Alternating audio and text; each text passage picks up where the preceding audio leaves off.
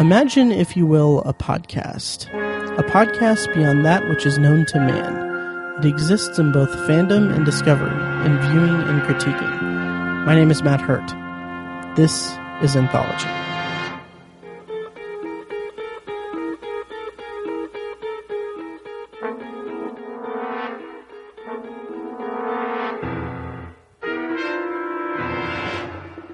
Hello and welcome to Anthology, presented by ObsessiveViewer.com.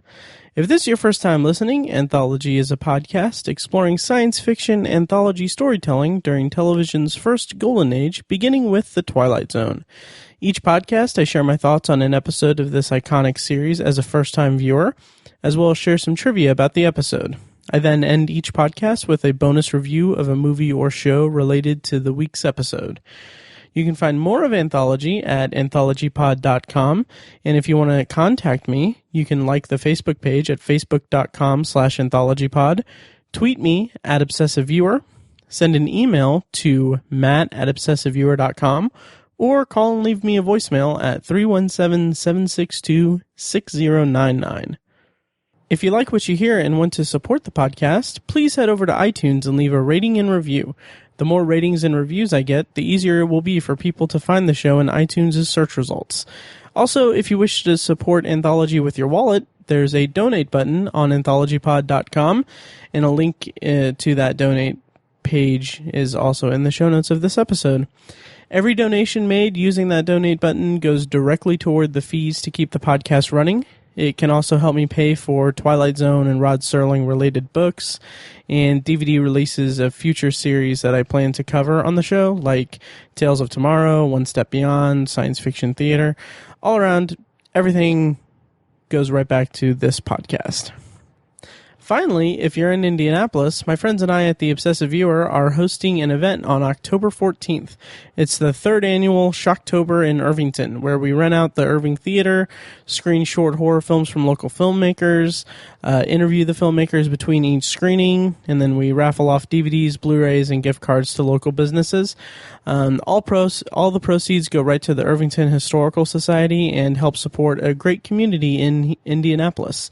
And as a bonus for Anthology listeners, you can get $1 off the price of admission by using the promo code PODCAST2 when you buy your tickets. If you can't make it, you can still donate to the Historical Society instead of purchasing a ticket. More information, as well as the link to do that or to buy tickets, can be found at shocktoberinirvington.com. So, having said all that, today on the podcast, I'll be discussing A World of Difference. It's the 23rd episode of the Twilight Zone's first season, and it aired on March 11th, 1960 on CBS. And in honor of Richard Matheson writing this week's episode, I'll have a bonus review of the 1964 movie The Last Man on Earth, starring Vincent Price and based on Richard Matheson's novel I Am Legend, and with a script co-written by him under the name Logan Swanson. But before I get to that, I have a listener email to go over. Greg wrote in response to last week's review of The Monsters Are Due on Maple Street, and I'll go ahead and just read that email now. Greg writes, so the next time the dome light in the family car goes out, does that mean the aliens are trying to foment marital warfare in my household? It makes me wonder. Thanks for your kind words. Good show as always. Savor the first season of The Twilight Zone because it's likely the peak of the show and television in general. And then he went on to say, spot on regarding the softcore porn look of The Monsters Are on Maple Street, the 2002 remake, or 2003 it aired. But he went on to say, the 80s zone has it too. What's the deal? Is it because they were shot on video? The look of the original Twilight Zone, by comparison, is so much less grating on the eyes.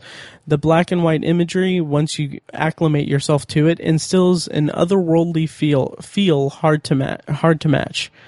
If another Twilight Zone reboot is imminent, they should try doing it in the stylized black and white approach of Sin City. That was a hit with black and white phobic millennials and teamed with the film noir flavor original Twilight Zone capitalized on with a vengeance. And then he also said, a suggested pairing with the upcoming Long Live Walter Jameson is an X-Files episode titled Tithonus. both of them masterfully deal with eternal life and the attendant regrets. Looking forward to your review of A World of Difference. The opening of that blew my mind when I first saw it. It's just one more example of how Serling and company could use effects cheaply and sparingly and still pack more of a punch than anything the monsters are on Maple Street. And it's subtle as twerking brethren ever managed. Finally, the Grateful Dead's interpretation of Twilight Zone's immortal theme song from the 1980s series was head and shoulders superior to 2002's Abortion. And that email came in from Greg, and once again, you can email me at matt@obsessiveviewer.com about anything that I ramble on about in this podcast, or any episodes I'm going to be talking about or have talked about in the past, or any bonus reviews, or, if you just want to say hey. So anyway, thank you, Greg, for the email. It's always a treat when I get your emails. And I will take you up on that review recommendation. I'll be reviewing Tithonus. I have no idea if I'm pronouncing that correctly. I guess I'll find out when I watch the episode. But I'll be reviewing that next week, and I'm actually really excited about it because, if I'm being completely honest, I don't think I've watched anything X-Files since I was a kid back in the 90s. So I'm very much looking forward to this. And eventually I'll go back and watch the entire series and all the movies and everything in the new limited series, because that's one of my gap shows, basically. And regarding the softcore porn look, I think you're right that it was probably because they shot it on video. And I know some of the episodes in Twilight Zone's second season, I believe, were shot on video, and I'm kind of curious how that's going to look. Not that they'll have the softcore porn look, but I know that there's going to be a bit of a drop in the visual quality for those episodes. Also, I wonder if these remakes, the 80s and 2002 remake, I wonder if they weren't given that big of budgets either. Because that's one thing that kind of I noticed.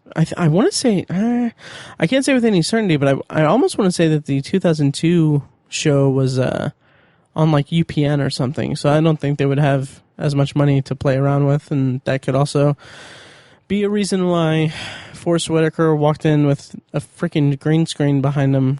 That was so cringeworthy. But anyway, about the potential or probable or what have you Twilight Zone reboot, that's a really interesting idea for it. They actually announced the interactive reboot, I should say, of Twilight Zone back in April. But, I mean, there hasn't been anything else mentioned about it, at all. But if and when that comes about, it'll be interesting. It'll be interesting to see what they do with it. Because when they announced it, it was hinted that it would be a choose-your-own-adventure type of show, which still, I really freaking hope that isn't the case. But anyway, it'll just be interesting because it'll be coming out at kind of a really unique time for sci-fi anthology shows. Because, right now we have Black Mirror, which is about to come back October 21st. And then also in the pipeline for the next year or so, we'll also have Electric Dreams, The World of Philip K. Dick, and Dimension 404 on Hulu. So I'm kind of wondering how the Twilight Zone reboot, I don't know why I mispronounced that, reboot will stand out aside from it being the Twilight Zone brand, and hopefully dropping the interactive thing, because I really think that'll just pigeonhole the creativity of the show. But to what you said about the Sin City black and white style, I think that's a really interesting idea, and that was a huge hit when the movie was released, obviously. But I would point out that Sin City: A Dame to Kill For came out in 2014, and that wasn't received well at all. So I'm kind of curious if the people remaking Twilight Zone, if they had that idea, I wonder if they would be too afraid to do something that visually out there when seeing that Sin City: A Dame to Kill For didn't work like gangbusters. But I think it would be an interesting way to separate Twilight Zone from the crowd, though, especially since, as I mentioned, we have a few different shows that are going to be out there. Yeah, so I guess we'll see. And hopefully we get some kind of news about this reboot that's supposed to be coming, because like the Philip K. Dick show, Dimension 404, Black Mirror's new season, like all of these things have been announced, and they've had follow-up news items and everything, and like it's been since April since we've heard anything about the Twilight Zone one. But anyway, so finally, to kind of round this out, I did go ahead and I YouTubed the 80s Twilight Zone theme song, and I agree, it's much, much better than that 2002 version. I liked it. I'm kind of curious to eventually get to the 80s series, but I thought that the theme song was very kind of understated, and it definitely has an 80s feel to it. Okay, so that rounds us out for the email. Thanks again, Greg, for writing in. And once again, you can feel free to email me anytime at matt@obsessiveviewer.com, or reach out to me on Twitter at obsessiveviewer, or on the Facebook page at facebook.com/anthologypod. So anyway, now's the time, of course, to get to the main review of this episode. On this week on the podcast, I'll be reviewing A World of Difference. As I said, it aired on March 11th, 1960. And as usual, I'll be reading a spoiler-heavy plot summary from the Twilight Zone Companion, written by Mark Zicree. Businessman Arthur Curtis is surprised to find the phone in his office dead, but he's even more surprised when he hears a voice behind him shout, "Cut," and turns to see that his office is actually a set on a soundstage. What's more, everyone on the set insists that Curtis is actually Jerry Reagan, a drunken movie star on the decline, and that Arthur Curtis is the character Reagan plays in the movie. Determined to assert his identity, Curtis commandeers the car of Reagan's shrewish ex-wife and drives to where his home should be. There he finds no trace of his wife or daughter, or his house, or even the street they live on. Later, at Jerry Reagan's house, Curtis calls information for the number of the company he's worked at for the past 7 years. No listing. Thinking his client is having a nervous breakdown, Reagan's agent tries to reassure him, telling him he needn't worry, or he needn't return to the picture, that the studio has canceled the production. The sets are being dismantled. Realizing that the only fragile link to his world, the office set, is about to be destroyed, Curtis races to the studio. Just in time, he dashes onto the set and pleads with some unseen force not to maroon him in this uncaring place. The sounds of studio hustle-bustle fade away. Curtis finds himself back in the office he knew, complete with 4 solid walls. Meanwhile, the agent arrives on the soundstage and finds that Jerry Reagan is nowhere to be found. Okay, so before I get to my review, of course, I'm going to have a quick rundown of the talent involved in this episode. Starring as Arthur Curtis, or Jerry Reagan, is Howard Duff. This was his only episode of The Twilight Zone. He also appeared in one episode of science fiction theater in 1956 titled Sound of Murder. And he was also in one episode of Night Gallery in the segment There Aren't Any More McBains back in 1972. This is interesting to note, and I'll get into it more as I get through the rest of the episode here, but he was married to Ida Lupino for 33 years before they divorced. You guys will know her from being in, or at least I know her from being in 16mm Shrine. I know that she has appeared in, I think, 1 or 2 other episodes and directed another episode. I think the episode she directed was in season 5, I want to say. But anyway, I know her from the 16mm Shrine because I'm going through it for the first time. And that's just, I found that kind of interesting also because there are a lot of similarities between those 2 episodes, 16mm Shrine and A World of Difference. Co-starring in this episode as Brinkley is David White, This is his first of 2 Twilight Zone episodes. Next we'll see him is in Season 3 in the episode I Sing the Body Electric. He also appeared in 1 episode of One Step Beyond in 1959's Delusion. He's best known for about 191 episodes of Bewitched, where he played Larry Tate. And he also appeared in The Apartment and also the 1985 version of Brewster's Millions with Richard Pryor and John Candy. And appearing as Marty Fisher is Frank Maxwell. This is his only episode of The Twilight Zone. However, he did appear in 1 episode of Tales of Tomorrow in 1952 called The Window, and 1 episode of One Step Beyond in 1959 called Forked Lightning, and 1 episode of The Outer Limits in 1963 titled The Man with the Power. And then rounding out the cast is Eileen Ryan as Nora Reagan. This is her only episode of The Twilight Zone, and she had 1 episode. She appeared in 1 episode of One Step Beyond in 1959 called Make Me Not a Witch. And it's also worth noting she is the mother of Sean Penn, which that was pretty interesting. Writer for this episode is Richard Matheson, and I haven't found any information about Matheson's inspiration for this episode, except that I found a quote of him saying, quote, "I liked that one. It's one of those Kafka-esque ideas that you get, that a man goes to his office, thinks he's living a normal life, and suddenly finds out that he's an actor on a set."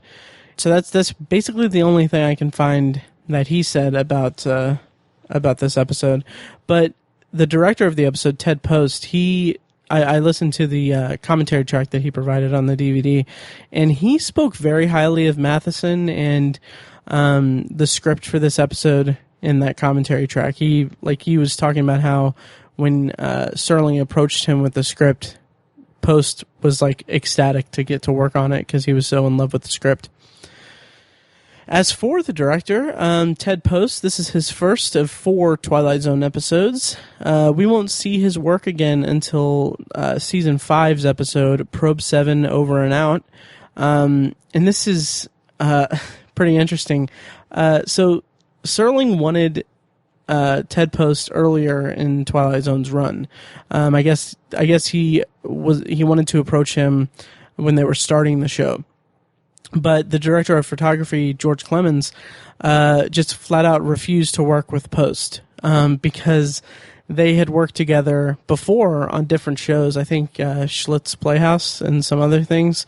And Clemens said that Post was too complex of a director, and he would ask for way too many shots that required way too much work and not enough time. He was just a very complex director.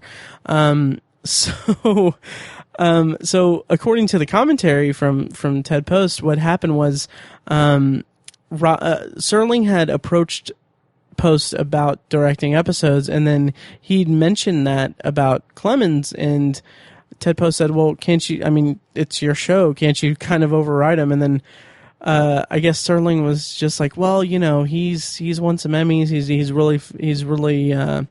He could get final say on this because he was so renowned, essentially. The way that he phrases it in the commentary is really kind of nice. It paints Serling in this really respectful light. However, when the way that Post got a chance to direct A World of Difference is that Serling reached out to him to direct it because George Clemens was on vacation. So someone else someone else shot this episode. And it's also worth mentioning that outside of the Twilight Zone, Ted Post directed Beneath the Planet of the Apes, which was the second movie in the Planet of the Apes franchise. Of course, the first one being co-written by Serling. And I've seen Beneath the Planet of the Apes a couple years ago on Obsessive Viewer. I reviewed every movie in the franchise in the lead up to Dawn of the Planet of the Apes. And I'll just read this quick blurb from my review of Beneath the Planet of the Apes.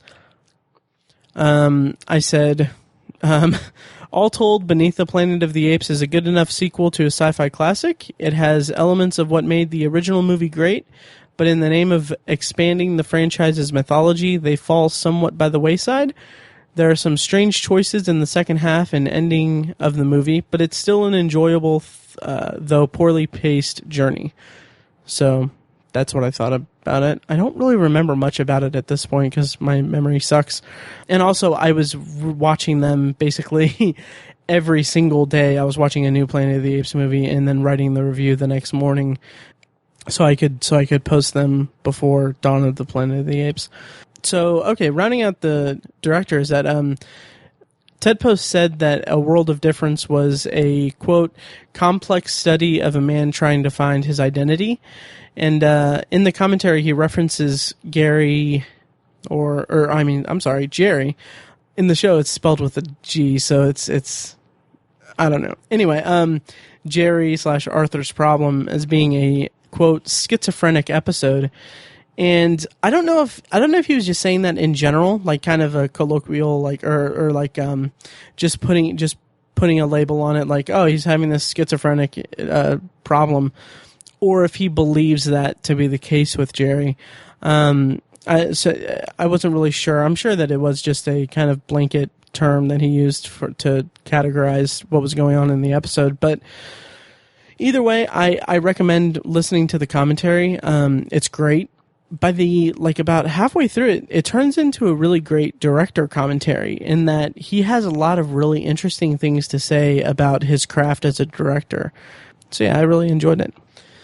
So, okay, having said all of that, getting the talent rundown down and everything, that was a weird phrasing, we've come to my feelings as a first-time viewer of this episode. And what I've been doing lately, or at least I've been trying to whenever I start making my notes, before I start writing my notes for the first viewing, as I've been writing down basically what my knowledge of the episode was before going into it. And basically what I knew about A World of Difference was that I just knew that it was about an actor who thinks the role he's playing is real life. That was my idea going into it. But that kind of raises an interesting question that I kind of want to posit here. Do people view this episode as one about an actor becoming a character or about a character coming into our world? Because all of the plot descriptions, the one that I just read from the Twilight Zone Companion, as well as the one on Wikipedia, they all say this is about a man who suddenly finds out that his life is a movie. Or he's an actor on a set. Everyone says that he's an actor on a set.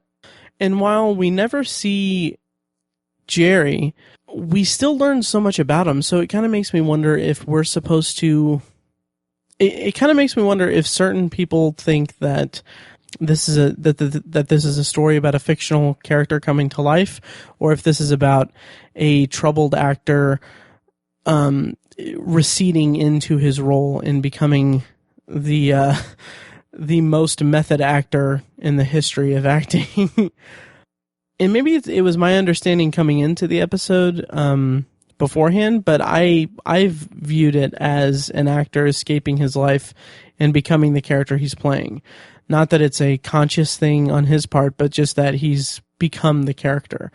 So I thought that it was just an interesting question to pose, because I feel like that could give an interesting perspective on how people interpret this episode. So, let me know what you think. Did you view it as Jerry turning into Arthur, or Arthur becoming, coming to life and taking over Jerry? So I want to start off right off the bat with just some bits and pieces about the technical aspects of this episode, particularly the directing and some of the set pieces. Unfortunately, I knew about this amazing reveal of the film set, going into the episode. I knew that it was going to be revealed that he wasn't actually in an office or anything, that he was on a film set, but that didn't make it any less impressive. It's such a great build up to what is an astonishing reveal, that it's actually a movie. And everything about it just works so well.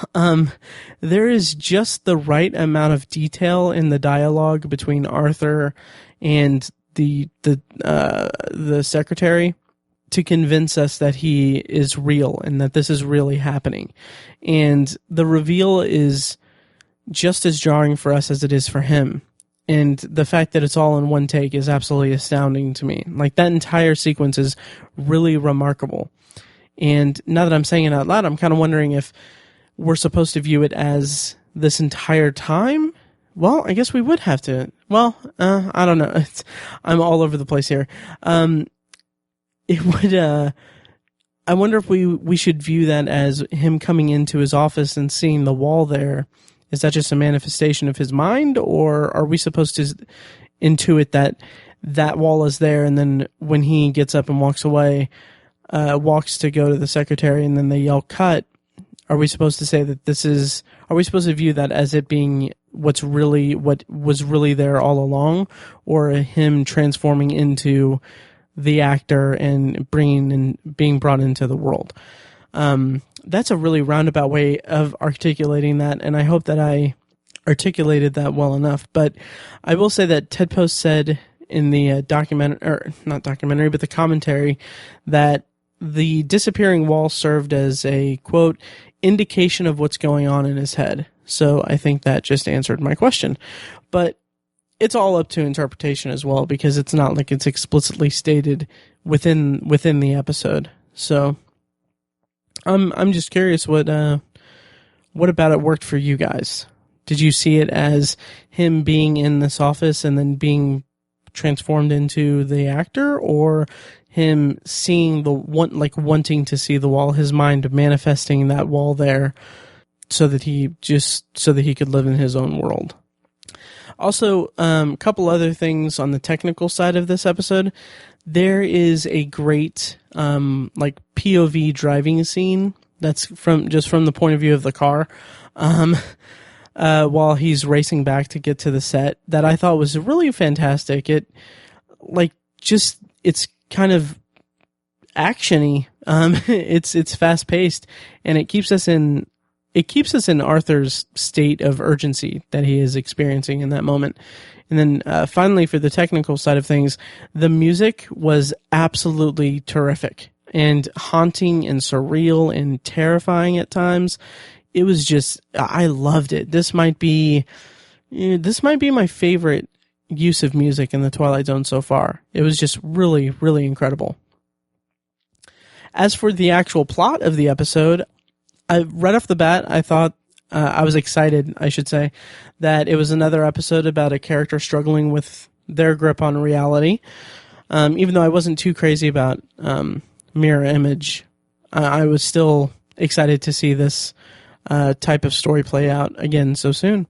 And there's a scene where, in the midst of Arthur's confusion at the beginning, after the director has come up to him and talked to him, and he's kind of slowly realizing what's going on, or he's trying to make sense of what's going on, I should say.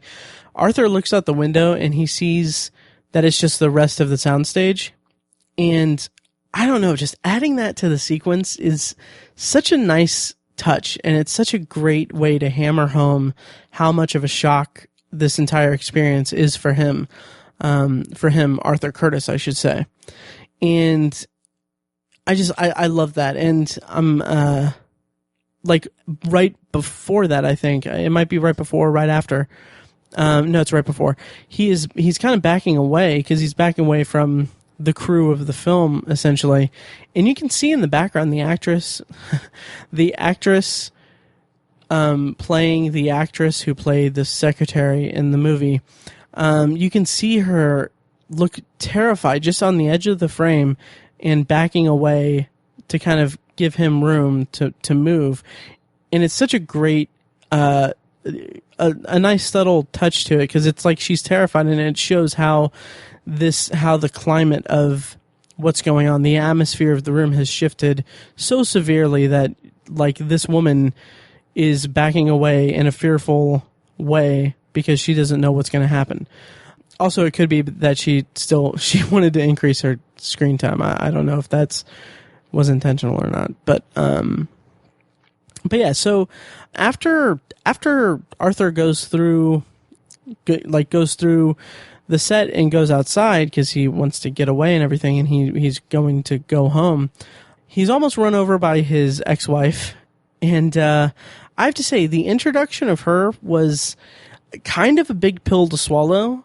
I liked how it brought us up to date with the state of Jerry's life, because immediately she's asking, "Are you drunk again?" And she's already talking about how she wants to take all of his money.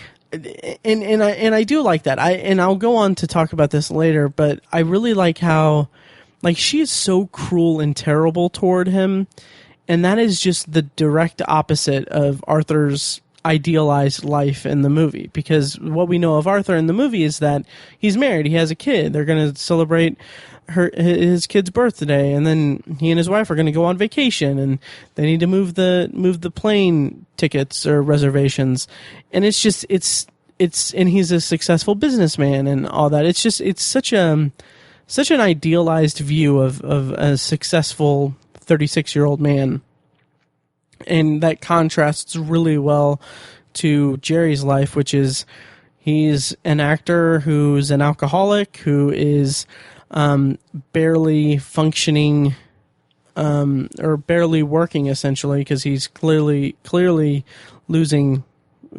opportunities, and people don't want to work with him. He's divorced. His wife is taking all of his money, and very, very vocally so, and very much emotionally abusing him or verbally abusing him at every chance she gets. But that introduction of her is, it just feels a bit overdone, and it's like she's turned up to 11 from the second she appears on the screen, and then that energy level just sustains throughout the episode for her in terms of her performance. So I don't know, it didn't bother me that much. I just think that it was a little bit of a, like I said, it's a big pill to swallow, and not that it's not necessary, because she does bring up his drinking, so that serves a very specific purpose to the episode, and it adds a layer to what's going on as well. It just didn't feel that smooth to me. And then this is probably not really worth mentioning at all, but it's kind of something that kind of made me not laugh or anything. It kind of made me roll my eyes a little bit, because at the first act break, we've got the guy on the phone that says he's explaining to the studio what's going on, and he says, yeah, he thinks he's Arthur Curtis. Yeah, the character he's playing in the picture. And then that's cut to commercials, and I'm like, duh. It was a bit of a duh moment, because it's almost 10 minutes into the episode. We can kind of infer what's going on, and I felt like it didn't really need to be stated outright. Well, I mean, I guess it's necessary because, commercial breaks, they wanted to keep the audience there, so might as well end on a big thing there. But I mean, that's kind of what everyone already knew, I feel. But whatever. It didn't, like I said, it didn't make me laugh out loud. It wasn't like that moment in Mirror Image where Millicent freaks out because her bag isn't there, and then Martin Milner's character points to like 3 inches to her right and says, "Oh, it's right there." It wasn't as awkward as that for me, but it still kind of made me roll my eyes a little bit, like, okay, okay, guy, you're a little slow on the uptake on that. So anyway, then we get a scene where Arthur goes to what he thinks is his house, and he mistakes this little girl for his daughter. And there's a really interesting moment, kind of going back to his relationship with his ex-wife, because after he accidentally assaults the child, or frightens the child, his ex-wife tells him to get in the car because he's at risk for being arrested for attempted assault. And when I first saw that, like, on the surface, it seems almost like she still cares about him and that she wants him to be safe, but I kind of feel like it's also more that she sees it as a risk of as a risk, as a possible risk to her getting her money that she wants. But even still, I feel like there's a deeper story to mine from their scenes together and from that interaction, and it's not anything that necessarily needed to be expanded upon in the episode, but there's like just enough stuff there to really kind of to kind of, I don't know, fill in the blanks in your own mind. And then a little bit later, I thought that it was an interesting wrinkle in the story for it to be revealed that all of the information that Arthur has about Arthur came from the script. I thought that was a good way to kind of, it keeps a piece of the story grounded in our reality. So while the audience is siding with Arthur by default because A, he's our protagonist, B, we're introduced to him as Arthur within the movie. So we're kind of like, and also, like I said, the summaries are all saying Arthur is a businessman, and then he finds out that he is in a movie. So we're kind of predisposed to root for him and side with that side of his identity. But what I love about this episode, or the way this episode is written, is that it gives us so much more information, or it gives us so much information about Jerry that it's still a compelling, basically it's a compelling study of a troubled guy losing his sanity instead of a movie character come to life. Like, you can see it either way, from either angle.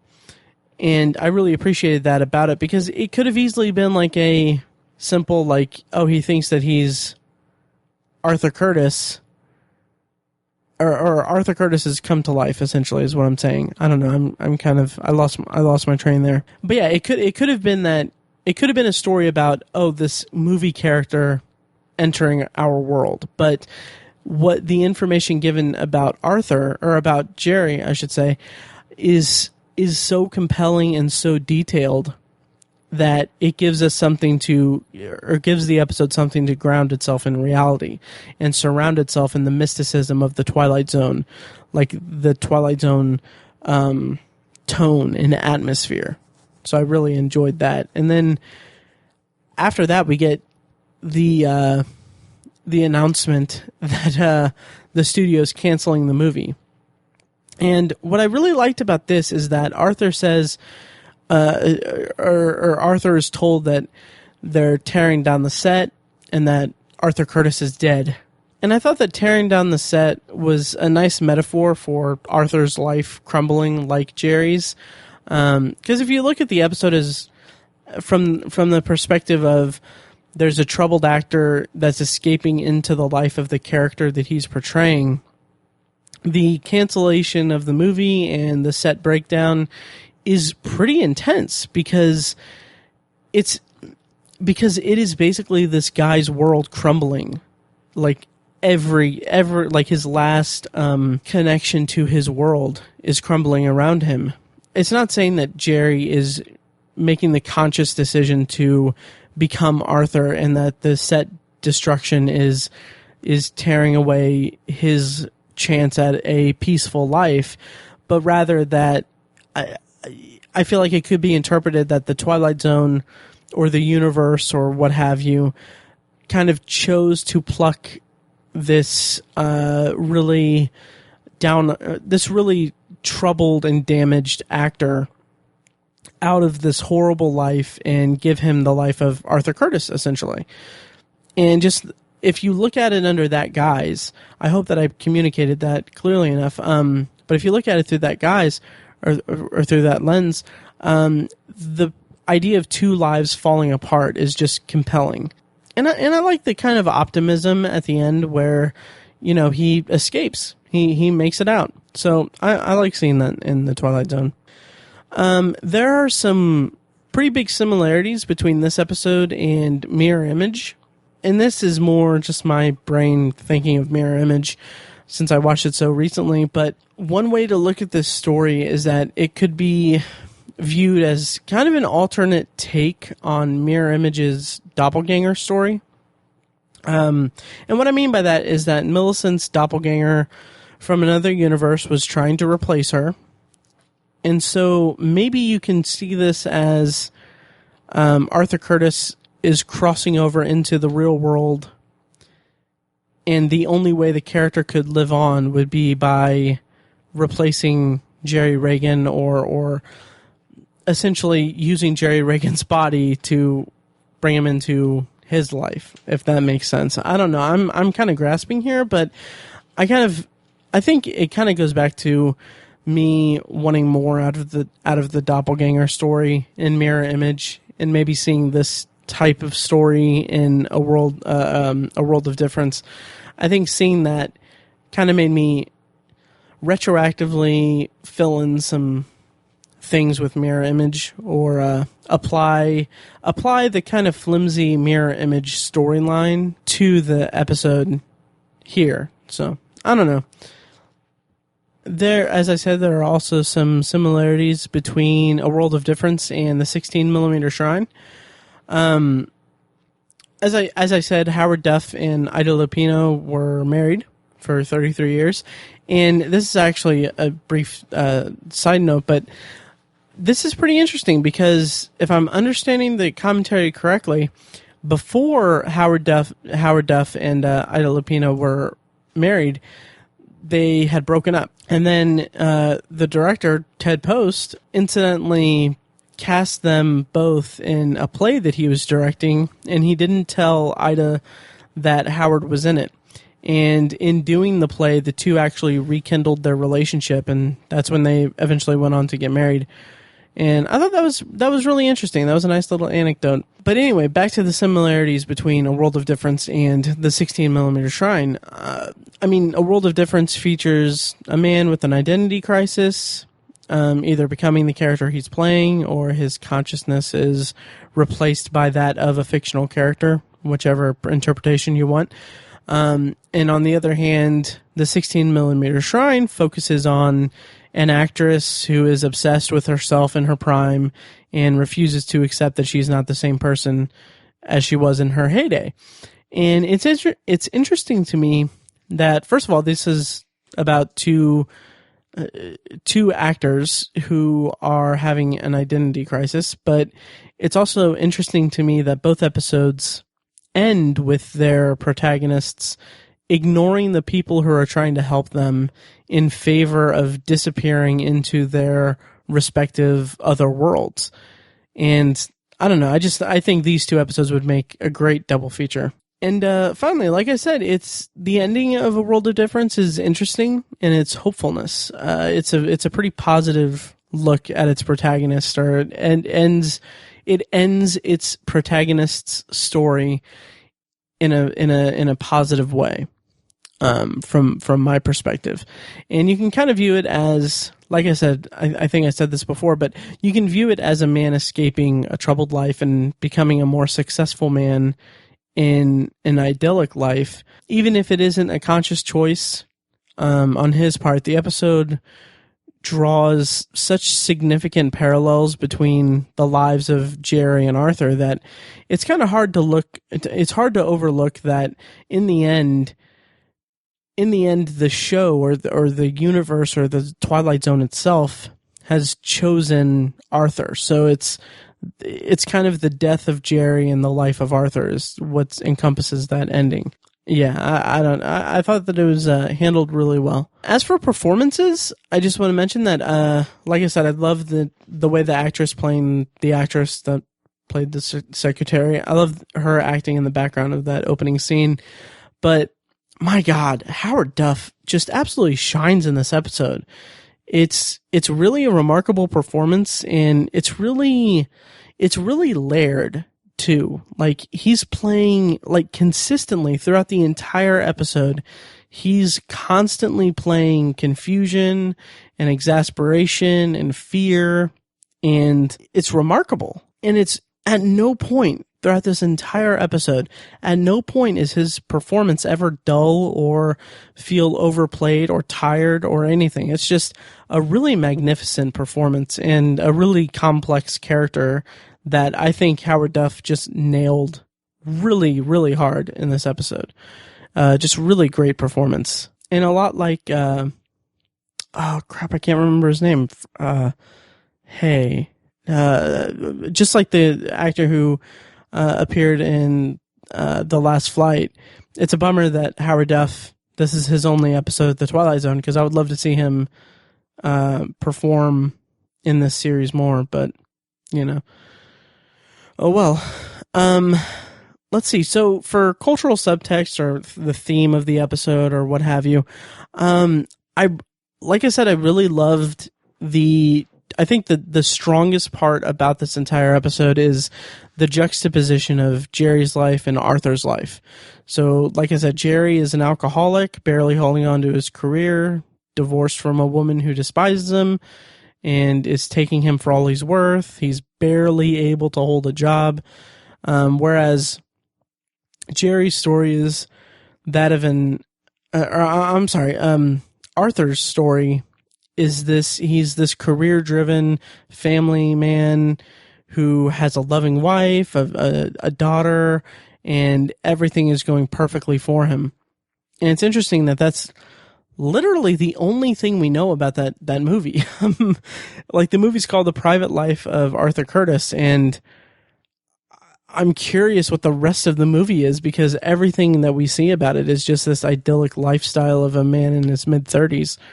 The successful man in his mid-30s, but I don't know, maybe something would have happened on his vacation, or maybe something did given the ending of the episode. But I will say, as far as I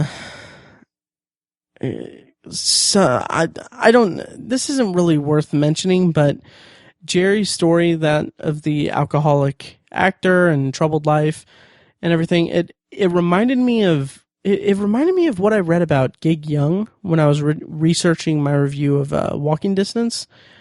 And I highly doubt that this was intentional. Of course, obviously it wasn't, but he had a drinking problem, and it affected a lot of his career, and like, he was cast in Blazing Saddles, but then was replaced due to his drinking, I believe. But it's just, I think my takeaway from that is that it's just sad to think that this troubled alcoholic actor can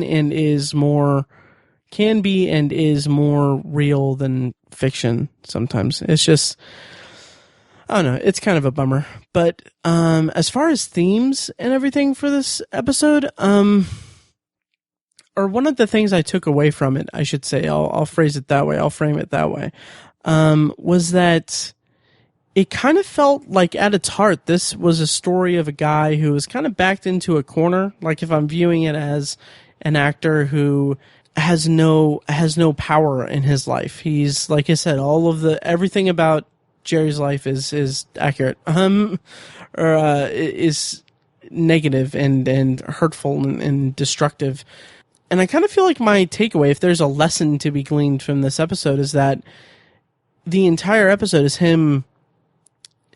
is Arthur Curtis trying to regain his life, or trying to make sure that he doesn't lose this life that is so idyllic and idealistic, and this idealistic depiction of a successful man.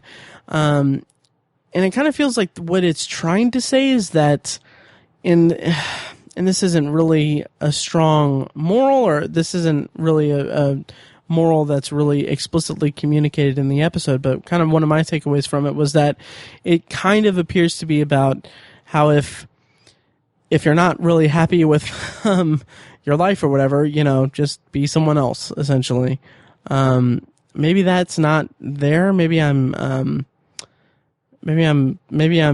reading too much into it, but it kind of feels like, this entire the entire episode is about a guy, depending on your perspective of it or your interpretation of it, it's about a guy becoming another guy, a better guy, essentially. So maybe there's some self-help or self-improvement thing underscoring this entire episode. I don't know.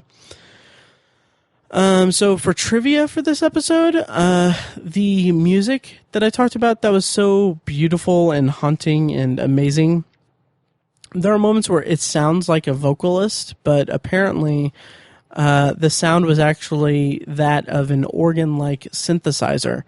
So that kind of brings an even more or a deeper eeriness to it for me, because it's not a human speaking or a human making those noises.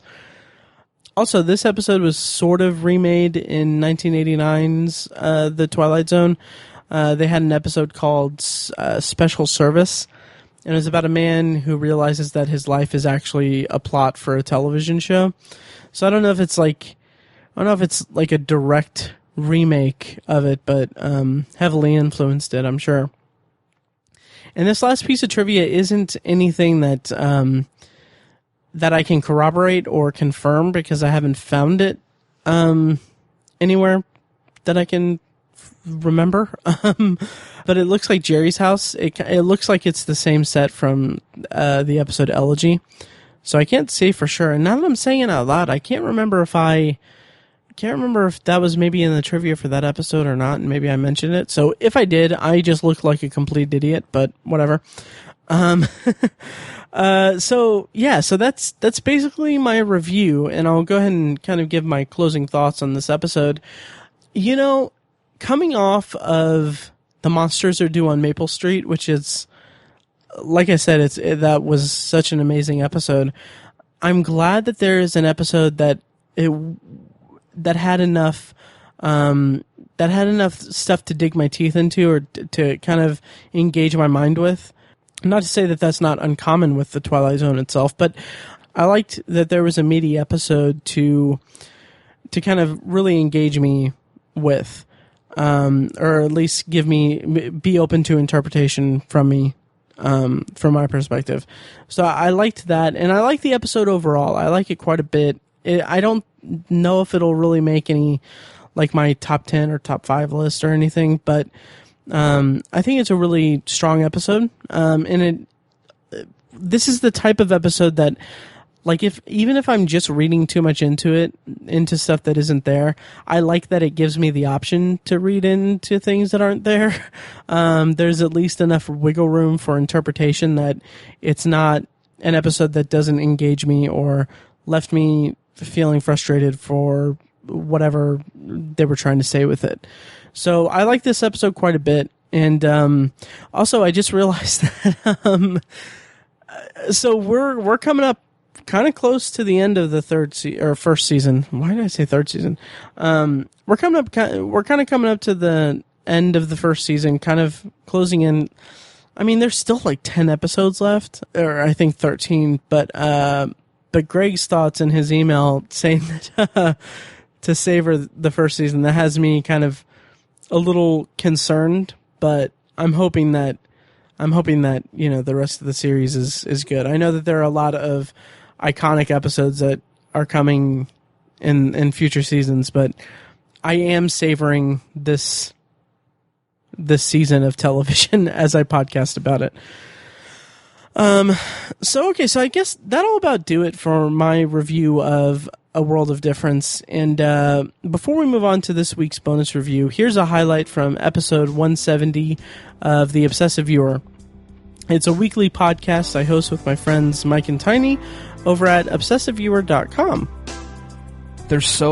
Miles Teller is so hilarious and quick and witty, and Michael B. Jordan demonstrated his ability to do that as well in some of the other roles he's been in. Those two should be hilarious with each other, and right. We should be in love with those characters. But they're barely characters with what we got out of that movie. It was just astoundingly rushed. Nothing was developed. Not the characters, not the story, not the sets, not the music. Everything was just so bare bones. It was just like an incomplete film. And, of course, you can find The Obsessive Viewer on iTunes, Stitcher, Google Play, and at obsessiveviewer.com. And you can find the episode you just heard a clip from at obsessiveviewer.com/OV170. All right, so this week's bonus review is The Last Man on Earth from 1964, starring Vincent Price. Based on Richard Matheson's novel I Am Legend. In this review wasn't. I mean, it was suggested by Brandon Yoder from Billy and Brandon Watch Movies at billyandbrandon.com, and from Shocktober in Irvington at shocktoberinirvington.com. Anyway, Brandon had written in an email that I mentioned last week, where he wrote, and part of it was, one of my favorites of Richard Matheson's adaptations is The Last Man on Earth, starring Vincent Price. In my opinion, it is the best of the adaptations of his story I Am Legend. Though saying anything is better than the Will Smith version or the slow-moving Omega Man with Charlton Heston isn't really a surprise. I think it would make a great bonus review for a future Matheson episode. And fortunately enough, I had already planned to have it for this episode. So, also fortunate was that the entire movie is available in its entirety on YouTube. So, if you haven't watched it yet, or haven't had a chance to watch it, you can do that on YouTube. What I did was I just had it on YouTube on my phone, and I casted it, used my Chromecast to watch it on TV. So, perfect. A couple pieces of trivia about this movie before I get into my brief thoughts on it are that the script, as I mentioned earlier, was written in part by Richard Matheson, but apparently he was so dissatisfied with the result that he was credited as Logan Swanson, so he wouldn't have his name on it. Also, the movie was helped inspire George Romero to make Night of the Living Dead, and I can definitely see that inspiration. Also, Richard Matheson thought that Vincent Price was miscast, and Richard Matheson originally wrote the script in 1957, at which point it was supposed to have been produced by Hammer Films with Fritz Lang slated to direct it. And finally, for trivia, Charlton Heston watched this movie before making the Omega Man, and Heston described this version of the movie as being incredibly botched, totally unfrightening, ill-acted, sloppily written, and photographed. So that was his take on it. So I watched this morning, and so one of the first things that I realized or noticed about this was that 28 Days Later drew a lot from this movie, especially the opening sequence, which is fine. You know, it's not a knock against either movie, but I from the outside I really like the shots of the empty city in this movie, and having the bodies everywhere is also a nice touch. And also having Vincent Price lugging around the bodies to take them to the pit was a really nice touch as well. And once again, I'm not going to spoil the movie or anything, but there are some elements to it that I really kind of clung to and really enjoyed. One thing that stuck out to me was that Vincent Price's character, Morgan, he still dresses properly, and I like that. I'm kind of curious if that was a conscious decision, because if it was, then it definitely shows he has humanity left in him and everything. And I thought that was a nice touch. And he also has this routine that.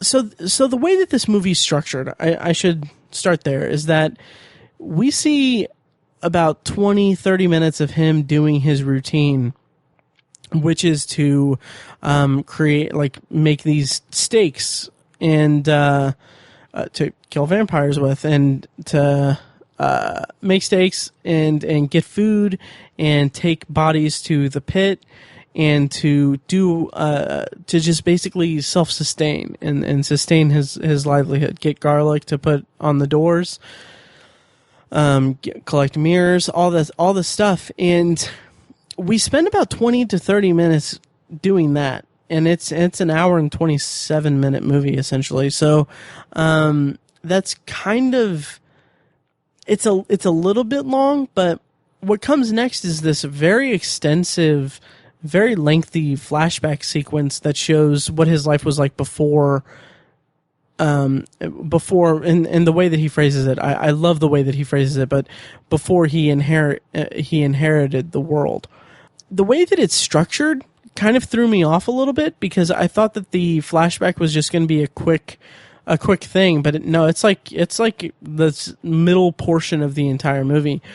And it's funny because my notes, I have like, oh yeah, I like that, because the flashback with him and his family showed him as a pleasant family man, in contrasting that with his performance as kind of the tired, reluctant hero who's kind of doing all of these things to keep the vampires at bay, or to keep the monsters away and to hunt down the monsters and everything. It showed like he's playing it up really well as the tired, he's getting too old for this thing. But then and then I say, oh wow, this is an extensive flashback sequence. But and I put in my notes like, oh, it's a good break from the present day story, and it gives us backstory before the actual present story got too stale or too repetitive, because it was running that risk, because that's all he was doing. And then my next note is, flashback is getting kind of long. It's a huge exposition dump. And so that's kind of where I was at with that, is that we get this long flashback sequence, which is fine in retrospect now that I've seen the full movie, because it's giving out all of this important information. But my issue with it was that it comes after we've received a half an hour's worth of just basically being brought into Morgan's world. And it just felt sloppy that they would take us away from that for such an extensive period of time. But the actual content of the flashback is fine. I enjoy it. I enjoyed it quite a bit. It just wasn't placed well. And I keep mentioning this pit, and I'll kind of cut it a little short here, to keep from spoiling it. But basically, he takes the bodies that he finds to, clean up everything, and takes them to this pit for, disposal.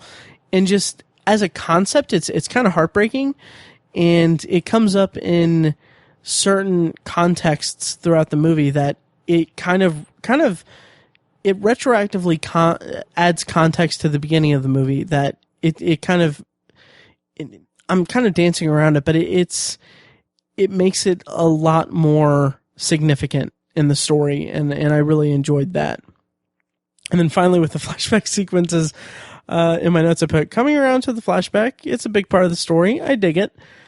And yeah, and then all of that, like the first 2/3 of the movie were really quite good. I really enjoyed them. But then by the last third of the movie, it just got kind of dull, I guess, or just kind of, it didn't really engage me that much. There's some kind of pivotal moments in the last third of the movie that should have engaged me more, but I just think that kind of the different sequences of the movie, the first 30 minutes, the extensive flashback, the ending, they all kind of include different circumstances for the character and different supporting characters for the character, and they were all kind of disparate and not really that engaging as a whole for the entire movie for me. So yeah, but I did like that at the end there's some cool action.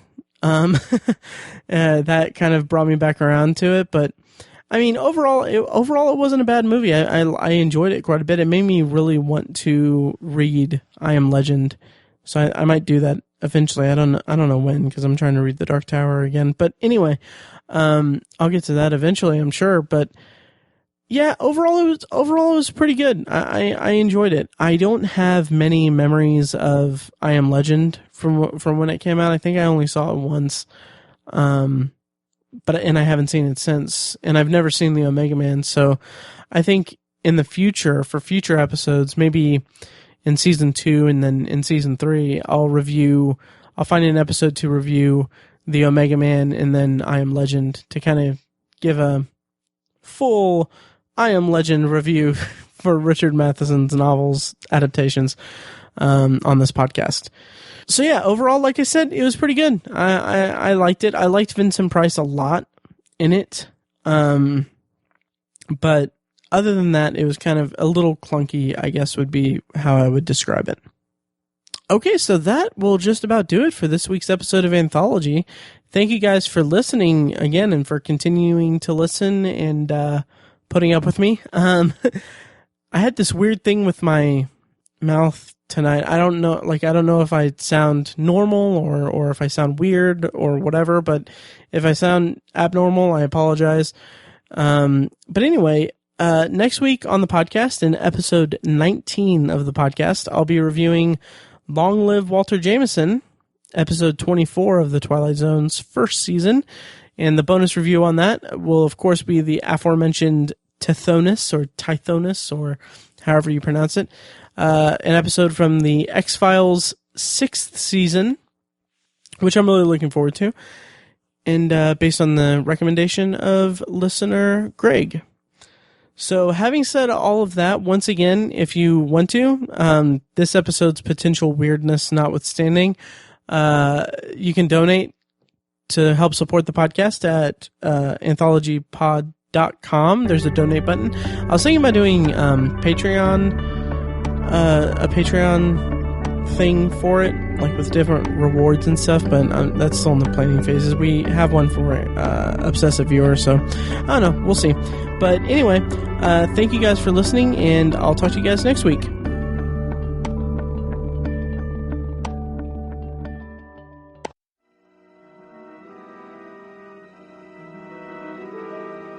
Thank you for listening to Anthology, presented by ObsessiveViewer.com. You can find more episodes at anthologypod.com, and you can subscribe to the show on iTunes, Google Play, Stitcher, or your preferred podcast app. If you'd like to help support the podcast, please take a few minutes to leave a rating and a review on iTunes. The more reviews I get, the higher the show will be ranked in iTunes search results, making it easier for people to discover it and grow the podcast. Of course, you can always email me your thoughts and feelings about the show to matt@obsessiveviewer.com. You can also tweet me at ObsessiveViewer, like the Facebook page at facebook.com/anthologypod, or you can call and leave me a voicemail at 317-762-6099 for a chance to have it played on the show. If you like what you've heard here, I urge you to check out The Obsessive Viewer, a weekly movie and TV podcast I host with my friends Mike and Tiny. Also check out the Obsessive Viewer blog at obsessiveviewer.com, where I write movie reviews, TV reviews, and the occasional editorial about the business of entertainment. If you want even more obsessive content in your life, subscribe to the Obsessive Viewer subreddit at r/obsessiveviewer, and check out obsessivebooknerd.com, our sister site for book reviews, author spotlights, and a general celebration of reading. Finally, if you're philosophically curious, check out my friend Tiny's side project podcast, The Secular Perspective, which explores the concepts of faith, religion, and existence from the perspective of secular hosts. You can find that at thesecularperspective.com. Once again, thank you very much for listening, and I'll see you next time.